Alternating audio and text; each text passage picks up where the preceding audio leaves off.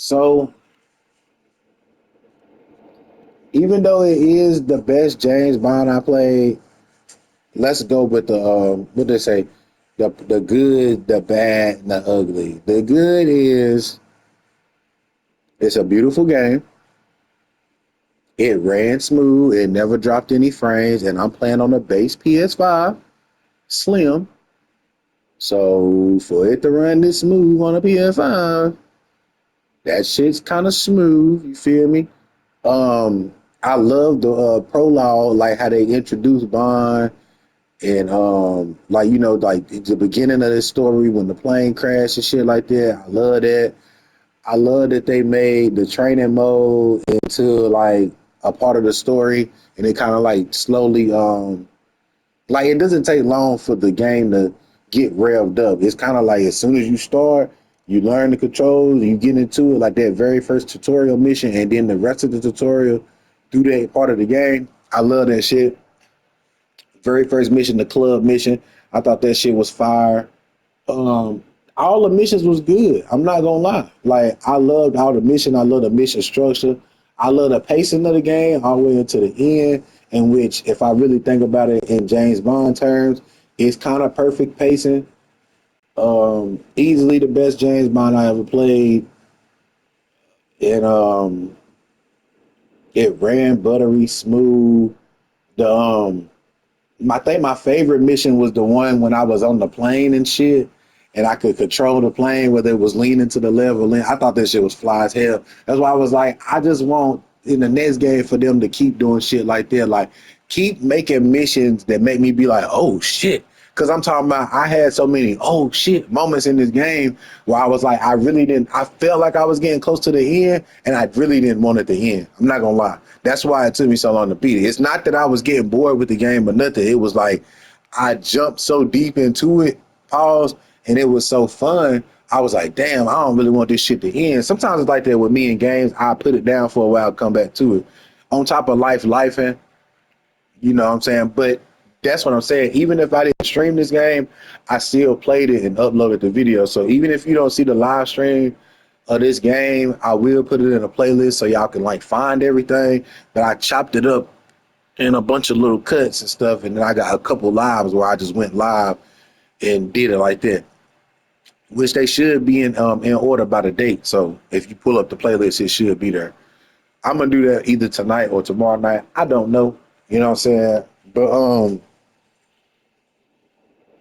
the bads of the game. The bads of the game is the camera. The camera is wonky from time to time. I feel like I always had to. I felt like I was kind of like battling with the controls and the camera. Sometimes that was kind of a headache. Um, the driving scenes could have been a little bit better. They was gorgeous scenes. But far as like driving, I feel like I should have been doing a little bit more with the driving. You know what I'm saying? Like it felt kind of tacked on with the driving and shit. Um, just everything like everything else is pretty much good though. I'm not gonna lie. Like it was a good story. I love I love the combat. It's just having to fight with the camera. If anything, I ask is y'all give me a lock on system or at least let me, at least let's say, like in Onimusha, when you begin to fight, it kind of pulls the camera back just a tad so you can see everything that's going on. Either give me a locked camera, which I don't prefer that, but either give me a locked camera or a lock on system to the enemies. And when I lock on to them, it kind of locks the camera in a position. You know what I'm saying? But other than that, other than the camera, the car mission's not really being that fly. Um, what else? What else? What else is a con? Spoiler alert! All my homies dying and shit. You see? You know what I'm saying? Like that was kind of a like a doozy. Like damn, where everybody got to die. Seem like I can't save nobody. It was like emotional roller coaster, but in a good way. You know what I'm saying? I was emotionally invested in Bond. I wanted to see my boy come out on top. You know what I'm saying? And beat the odds, defeat, which I knew he would because it's a 007 game. First Light. I like how they wrapped First Light into the story, and like I love the puns back to GoldenEye and what's the other one?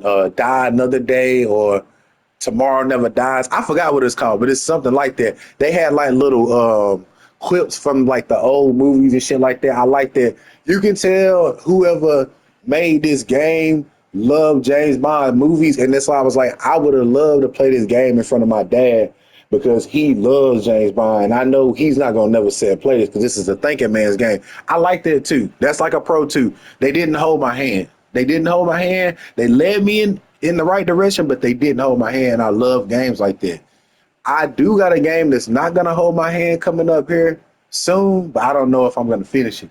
I do got this game that's where it's like it holds your hand none at all, and we're just gonna have to see how that goes. I'm not gonna lie, you know what I'm saying? That's a whole nother story. We'll get into that if I got time, because I still gotta beat Mouse PI for hire. So that's a whole nother story. But without me being biased, because y'all know I'm always giving a game a 9, with the three minuses, with the three negatives,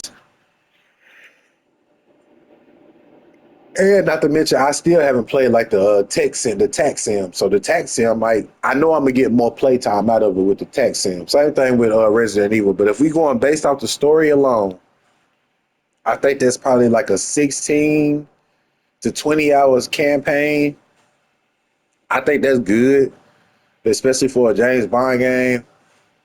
If I had to rate it for their very first James Bond game from the creators of Hitman, I'm giving it an 8, a solid 8. I'm not gonna lie, like it didn't blow me away, like I'm not gonna. But you got to think, I played a lot of games in this vein, and it's not the best version of the game that I think I'm the parts of the game that I want to like the parts where I'm doing the Hitman shit, Hitman did it better. And then the parts where I'm doing the Uncharted shit, Uncharted did it better. But to mesh the two together, it was a good mesh. And I think a 8 is a solid score for the game. I'm not that's just me, that's my opinion. 8 out of 10. Now I know what y'all gonna say. Oh, you gave Pragmata a 9.5. You gave Resident Evil a 9.5. You gave Neo I think I gave Neo like an 8.5. Y'all just gotta understand how my brain works sometimes. Like when I play a game and it feels like I've played this game before, it's just a newer version, then I kind of be like, I played this game before and it's cool for what it is, you know what I'm saying? So it's a solid 8. If you want to make it an 8.5, that's cool. But I'm giving it an 8. You know what I'm saying? Your boy Walla, I land on the 8. I feel like that's just me saying it's a solid game. It's like I don't really, would I recommend it at $70? Because you know I buy these games day one when they come out. Would I recommend it for $70? If you are a James Bond fan and you love games like Uncharted, and I'm not even gonna say Uncharted, it was another game I compared it to besides Uncharted. It only has a handful of those. When I say a handful, I do mean a handful of those like over the top Uncharted moments. You know what I'm saying? So it's more Hitman than anything. So if you like Hitman and Tomb Raider, that's what it is. If you like the newer Tomb Raiders and Hitman, this is your game. I would recommend this game for you. But at the $70 price point, nah, nah. I think I'm gonna be completely honest with y'all. The only game that I spent $70 on, and I was like, glad I spent that goddamn $70 was Resident Evil Requiem. To this day, I will go back and play that game.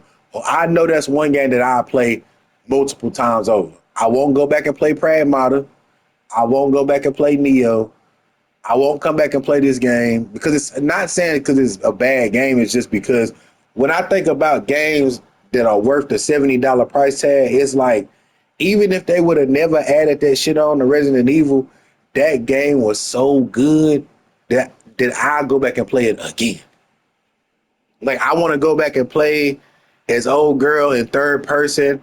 I want to go back and play with Leon with better guns and shit like that. I want to play it on the harder difficulty, even though everybody was kind of bullet spongy. And plus, on top of that, y'all know I love horror games. That's the last great horror game to me. So it's all about your personal, what you personally like. But for me, if I could say, okay, I'm gonna wait on this game and wait till it go on sale, I will wait till it go on sale. That's just me. And it's a good game, bro. I enjoyed it. IO, you did your thing. This is a solid first swing at the, you know what I'm saying? Nice first swing. You feel me? It's things y'all could improve on. That's why I only want to give it an 8 because I feel like when y'all drop the second one, I'm gonna say, oh shit, they really listen to the, you know what I'm saying, the fans, and they did this and they did that and they made this better and they made that better. Oh yeah. And they had a bunch of baddies in there. You know what I'm saying? It's not a James Bond game or movie without a bunch of baddies. Man, they had baddies all over the game, bro. Digital baddies? Come on, bro. Digital baddies. They had a bunch of digital baddies, bro. I'm talking about. I would have liked to seen the real life counterparts of a lot of the baddies. And I know they got some motion cap for some real ladies. You know what I'm saying? Because my boy James Bond, he's a real actor too. So it's like Amazon owned this shit. Amazon said they might open up the James Bond world. My man might actually get his own James Bond series. I don't know if they've already confirmed that IO is going to do the sequel to this shit, but if IO is not doing the sequel, I'm not playing it. I'm not playing it. I'm just telling you in advance. If IO doesn't do if IO Interactive don't do the sequel, I'm not playing it. Hang it up. You know what I'm saying? It's cool though. I don't know exactly how long the stream was, but I gotta tell y'all like this. It's your boy Walla underscore Gaming YT. Walla underscore Gaming TTV on Twitch. Hope y'all enjoyed the stream. Hope you enjoyed your hump day. I did what I said I was coming to do.